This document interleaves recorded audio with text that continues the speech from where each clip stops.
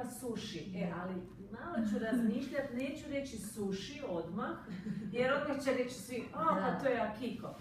Da kažem riža, alge, to je isto jako otkrivajuće. Onda bih rekla, ne jako slana, ali malo pikantna hrana. Rekla bih malo, volite pikantnu hranu? Da. Vidite kako znam, da volite pikantnu hranu.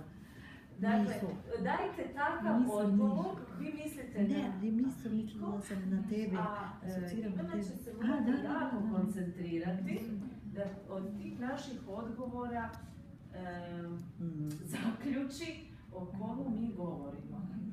Razumijete kakve odgovore morate davati? Na tu.